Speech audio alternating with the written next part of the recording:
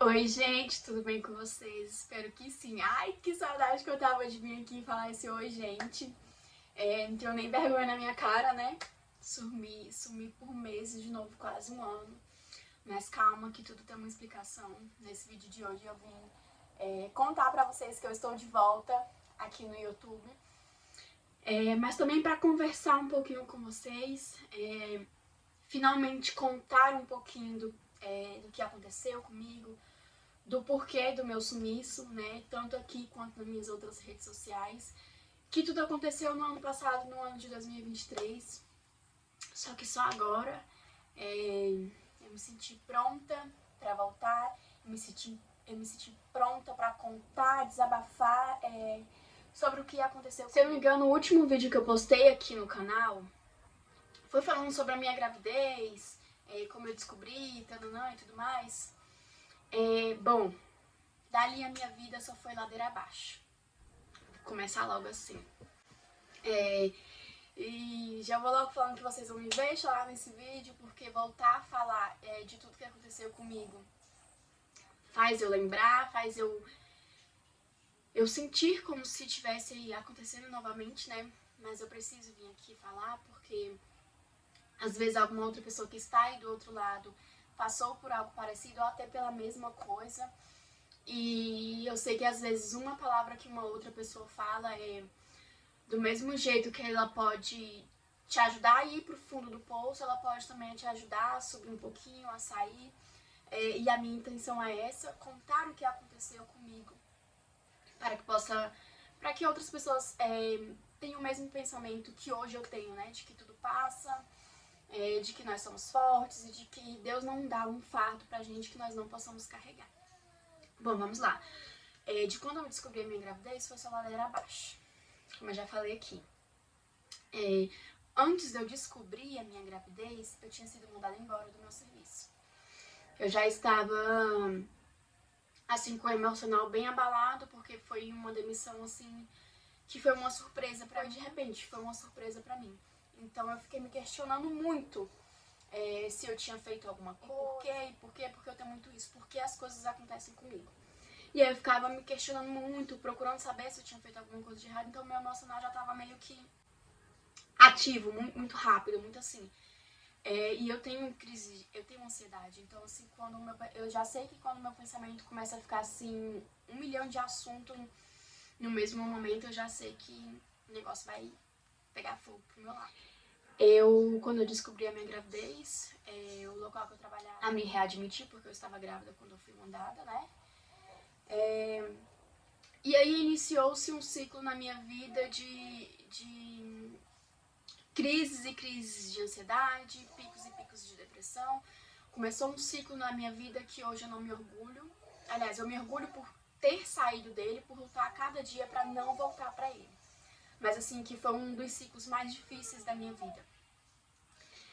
Você voltar para um local que você tinha sido mandado embora é difícil, é complicado. Voltar com o emocional abalado do jeito que eu estava é mais complicado ainda. O ano foi 2023, eu estava grávida, voltei para o meu local de trabalho. No início da minha gestação eu fui diagnosticada com hiperemese gravídica. Para quem não sabe o que é hiperemese. Quando você está gestante, é normal você vomitar, você tem enjoos. Só que quem tem hiperemese gravídica, isso é além do normal. Então eu acordava vomitando, eu dormia vomitando, eu não comia, eu vomitava, eu comia, eu vomitava. Eu tava o tempo todo vomitando.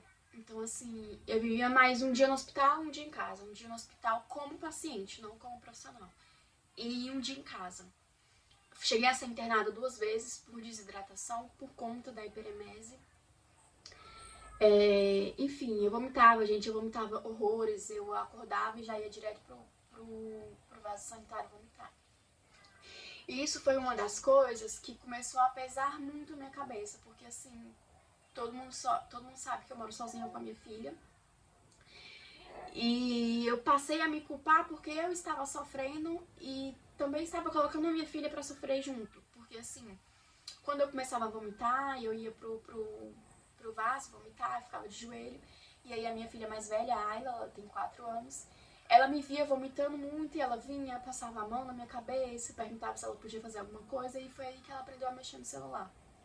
Ela aprendeu a fazer ligação pelo celular porque ela via eu passando mal e ela ligava para minha mãe pelo WhatsApp.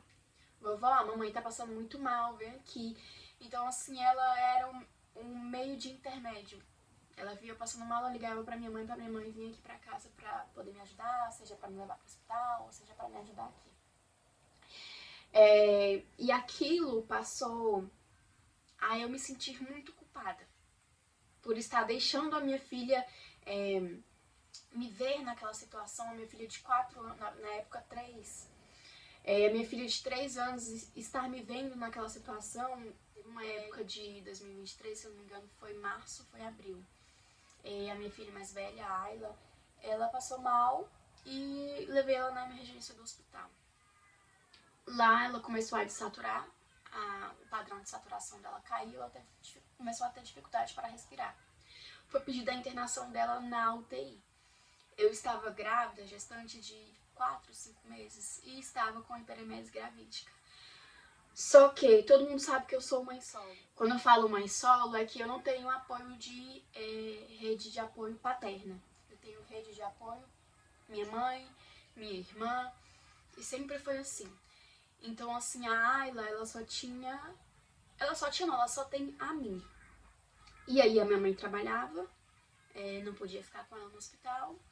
A minha irmã, ela não é que ela não cuidava, ela cuidaria, mas assim, tinha certas coisas que a gente tinha que ficar de olho, e aí eu preferia eu mesmo ficar. E eu estava com hiperemese, então assim, foi uma época muito difícil pra mim. Minha filha ficou 10 dias na UTI, e eu fiquei 10 dias do lado da minha filha, sem botar o pé pra fora do hospital, sem vir em casa tomar um banho, tomava um banho lá mesmo, levava minhas roupas, porque eu não queria sair do lado da minha filha. Então, assim, durante aqueles 10 dias, eu esqueci tudo o que estava acontecendo comigo, não me permitia nada de que de fora daquele hospital me atingisse, porque eu estava ali para cuidar da minha filha.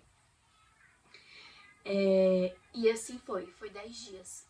Eu passando mal, mas eu ficava lá, desci uma vez pra emergência porque eu não tava aguentando, pra abrir ficha, tomar sonda, tomar medicação e subir de volta pra UTI. E foi um período de 10 dias, assim, que, sabe, eu fui posta à prova. Porque, assim, minha filha saía do oxigênio, ela desaturava. Foi um período de muito medo pra mim, de muita angústia, de muito, sabe, de muitos sentimentos misturados. E aí eu fiquei do lado da minha filha os 10 dias, ela teve que subir pro centro cirúrgico pra colocar pique, então foi várias coisas que aconteceram.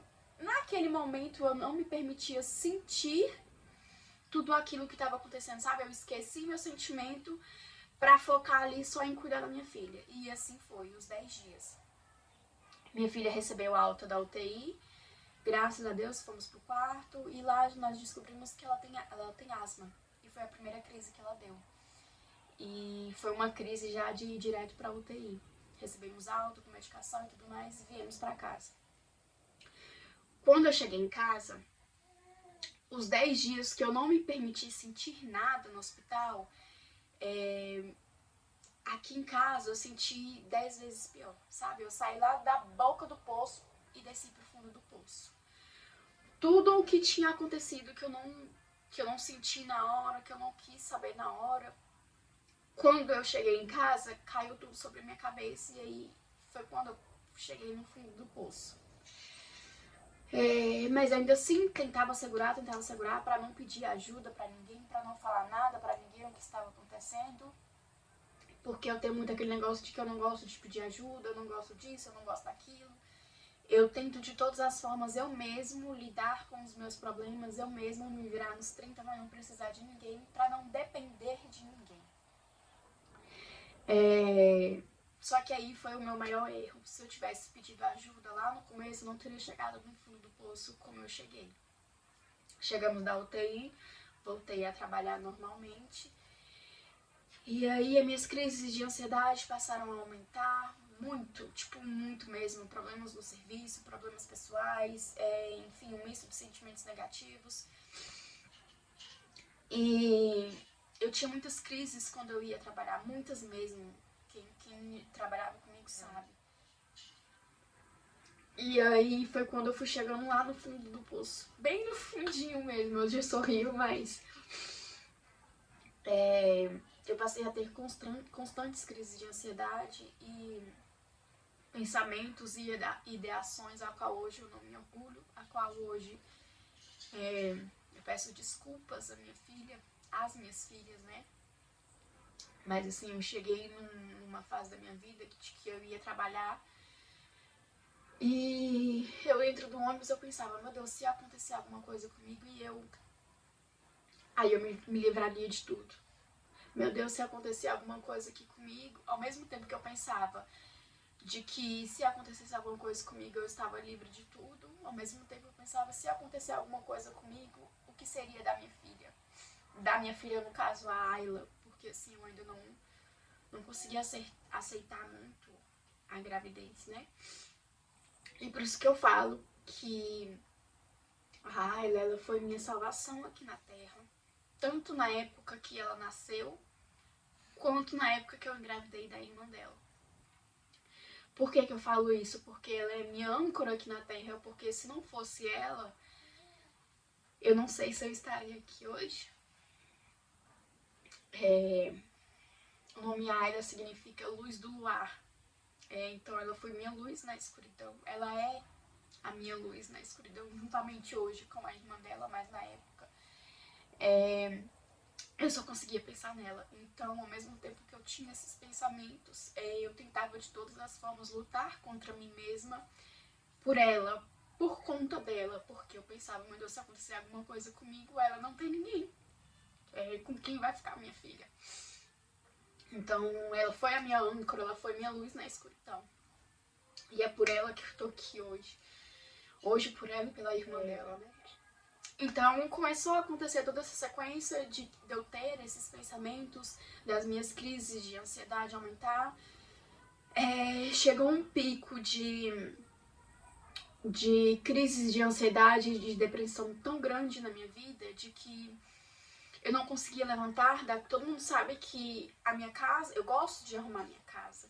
Eu gosto da minha casa estar arrumada. Eu brigo muito porque a Ayla bagunça. Enquanto eu não vou lá arrumar, quando as minhas filhas estão dormindo, em vez de eu descansar, eu tô lá arrumando a casa. Então, assim, chegou um ponto da minha vida de que eu não tava reconhecendo a minha casa. Tanto de bagunça quanto de sujeira, chegou uma época de eu me questionar como mãe. De eu não conseguir fazer o meu papel de mãe com a minha filha, com a Ayla, porque eu não conseguia. Eu não conseguia levantar da cama, eu não tinha vontade de levantar da cama, eu não tinha ânimo pra fazer nada. Tinha dias que eu acordava com um pico enorme de eu vou arrumar a casa, eu vou cuidar da minha filha, 5 minutos, 10 minutos depois eu começava a chorar, eu gritava e eu não queria levantar da cama. E isso foi um ciclo. Até chegar a um ponto de que eu pedi ajuda pra minha mãe. Cheguei pra minha mãe e falei, mãe, eu não consigo ficar em casa sozinha. Eu tô com medo de ficar em casa sozinha. Medo de não ser mãe, medo de não conseguir ser mãe pra minha filha. E foi aí quando eu fui morar de volta com a minha mãe. Eu passei um mês na casa da minha mãe. Arrumei minhas coisas e passei um mês na casa da minha mãe. Um mês sem sentir vontade de voltar na minha casa, de pisar o pé na minha casa, coisa que assim é um absurdo pra mim. Porque se você me perguntar hoje, Larissa, você quer voltar a morar com a sua mãe? Eu amo a minha mãe demais. A minha mãe é minha mão, meus braços, minhas pernas e tudo. Mas eu não largo a minha casa pra nada. Eu gosto de morar sozinha com a minha filha, eu gosto de ter a minha privacidade com a minha filha. Então, assim, eu não quero voltar a morar com a minha mãe. Então, pra eu chegar a um ponto de pedir pra minha mãe pra me passar um tempo na casa dela, eu não estava bem, de verdade. E arrumei minhas coisas da Ayla e fui pra lá. Lá na minha mãe, por mais que eu estivesse lá com a minha mãe, que a minha mãe estivesse cuidando de mim, eu me sentia um peso pra minha mãe. Porque uma coisa é você voltar pra casa da sua mãe sozinha. Outra coisa é você voltar pra casa da sua mãe com uma filha nos braços e outra filha na barriga. Não, a minha mãe nunca passou nada na minha cara. Minha mãe é a melhor mãe do mundo.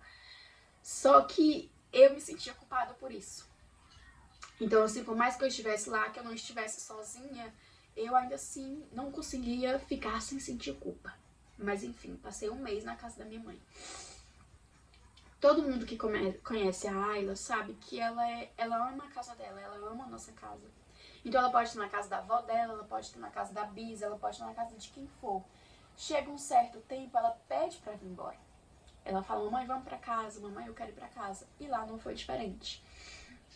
Ela pedia pra vir embora, ela perguntava, cadê a nossa casa? Mamãe, cadê a nossa casa? Mamãe, nossa casa sumiu, enfim.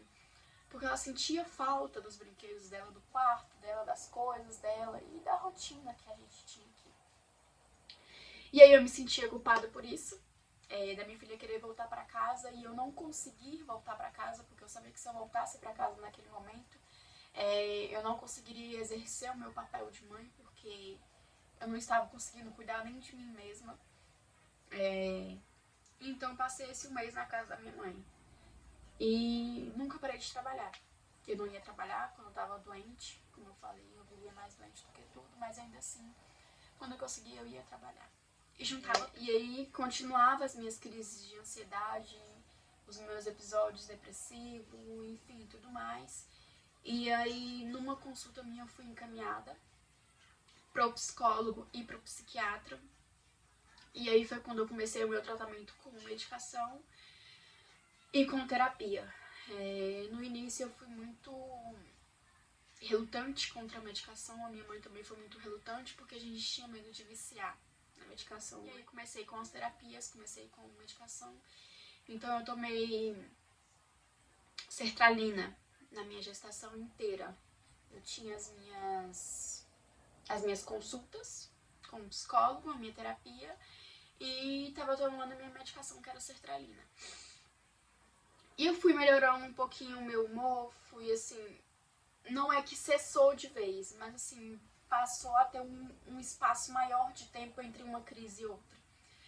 E aí depois de um mês na casa da minha mãe, eu me senti pronta pra voltar pra minha casa, minha rotina, que eu voltei a ter uma vida de mãe e filha com a minha filha. Nessa época, assim, eu já tinha aceitado a gravidez, eu já começava a ter sentimentos bons pela minha gravidez, pela minha gestação, pela minha filha. E foi assim. Esse foi um dos motivos do meu desaparecimento. Desapareci daqui, desapareci das minhas redes sociais. As pessoas falavam comigo, eu respondia num dia, ia responder 2, 3 dias depois. As pessoas queriam, falavam de vir na minha casa. Eu inventava todas as desculpas possíveis.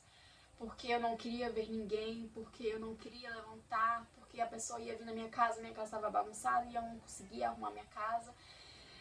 Então juntou uma bola de neve, assim. Esse foi um pouquinho do que eu passei, um pouquinho do motivo pelo qual eu sumi de cá e tanto das outras redes sociais. E por que eu vim falar só isso agora? Porque eu só estava preparada para falar sobre isso agora. Só agora, não é que eu me sinta 100%. Mas, como eu costumo dizer, cada dia é uma vitória. Cada dia você acorda um dia e você fala pra si mesmo que hoje vai ser diferente. Você fala pra si mesmo que hoje a ansiedade não vai te pegar, que hoje a depressão não vai te pegar, que hoje o sentimento que hoje você vai exercer, que você não tem culpa pelo que aconteceu, que você não tem culpa por isso, enfim. É você acordar todos os dias e você conversar com você mesma de que você não vai cair naquele poço novamente. E é isso que acontece comigo. Todos os dias eu converso comigo mesmo no espelho. Você é forte, você já passou por tanta coisa e você hoje está aqui. Hoje você está conquistando as suas coisas, hoje você está com suas filhas. E que tudo passa. Tudo passa. E por que eu resolvi vir desabafar assim a público? Porque da mesma forma que aconteceu comigo, como eu falei, pode estar acontecendo parecido ou igual com outras pessoas. E vocês têm que saber que tudo passa, né? Por mais difícil que seja, por mais que a situação pareça impossível, tudo passa. e não fazer o que eu fiz. Eu demorei muito pra pedir ajuda, eu demorei muito pra admitir que eu precisava ser cuidada, eu demorei muito pra procurar ajuda, seja pra terapia, seja pra medicação. E não é vergonha você dizer isso, você dizer que você precisa de uma medicação, de que você precisa fazer terapia, e muito menos de que você precisa de ajuda. Até porque para você cuidar de uma segunda pessoa, de uma terceira pessoa ou de si mesmo, você precisa estar bem psicologicamente. Então é isso. Isso foi um pouquinho do desabafo do que aconteceu comigo. Um pouquinho dos motivos que fez eu sumir daqui. Mas como eu falei, estou de volta. Graças a Deus. Vou gravar umas coisas bem legais pra você. Quando eu tiver que vir aqui desabafar, chorar, eu vou vir, pode ter certeza. Porque pra mim, isso aqui também é um meio de terapia. É um meio de eu vir desabafar, por mais que ninguém responda nos comentários, por mais que ninguém... Mas enfim, só de eu colocar aqui uma situação a qual aconteceu comigo, que eu consegui passar, eu já estou ajudando outra pessoa que talvez esteja passando pela mesma situação. Então, pra mim, já é de bom tamanho. Então é isso, gente. Hoje eu já ganhei bebê. Minha filha já está com quase 7 meses, está com 6 meses. Tá linda, maravilhosa. É isso. Tô feliz de estar de volta aqui. E já deixe seu like para poder ajudar a amiguinha aqui, igual todas as vezes eu sempre peço. Compartilhe esse vídeo com seu pai, sua avó, papagaio, periquita, isso, seja quem for que você talvez saiba que passou pela mesma situação, talvez um pouquinho desse vídeo ajuda a pessoa, né? É isso, e preparem-se que eu estou de volta. Um beijo e até o próximo vídeo.